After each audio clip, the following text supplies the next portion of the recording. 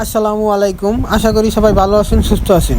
তো হঠাৎ করে আমাদের মুরগিগুলো খুব চিৎকার বাড়তেছে। আমি তাড়াতাড়ি করে আইসা বললাম আমাদের খামারে। আমি দেখি আইসা হাইরে দেখি একটা ফেস পিল্লা পাখি আপনার ভিতরে ঢুকে পড়ছে। তো ভিতরে ঢোকাতে আপনার মুরগিগুলো চিৎকার চাকির শুরু করছে। তো এই মুরগি এই এই এই পাখিগুলো মূলত ভাইরাস।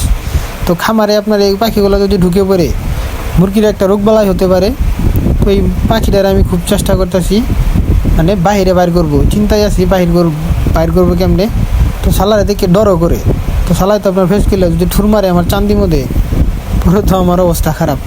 তো আমি ওইদিকে নিয়ে যাইতেছি, ওইদিকে নিয়ে যাই দরজাতে বের করে দিব। তো সালার বেটা যাবার চাইতেছে না। তো আমি খুব চেষ্টা করতেছি তারে ওইদিকে নিয়ে যাইয়া দরজাতে বের করে দিব। তো দেখেন সালাই যে কোন দিয়ে ঢুকলো বুঝলাম না আমি কিচ্ছুই। তো দেখেন আমি প্রায় ওরে বিদায় করে দেওয়ার জন্য রেডি হয়ে গেতেছি। পরে কিন্তু আমি চাপাই ফেলাইছি। তো এখন দেখেন দরজাতে বের করে দিতে পারলে আলহামদুলিল্লাহ, হালাকে লেগে ভালা। তো আলহামদুলিল্লাহ চলে গেছে সালার বেটটা। তো সালা হুমন্দি ভাই মূলত আমাদের খামারে আইসা ডিস্টার্ব করে থয়ে গেল। মুরগিগুলো চিল্লি শুরু করছে। আর এইগুলো হচ্ছে ভাইরাস, পাখি হচ্ছে ভাইরাস। খামারে আসলে অবশ্যই আপনাদের খামারে যদি আসে তাদেরকে তাড়িয়ে দিবেন। তো সবাই ভালো থাকবেন, সুস্থ থাকবেন। আল্লাহ হাফেজ, টাটা, বাই বাই।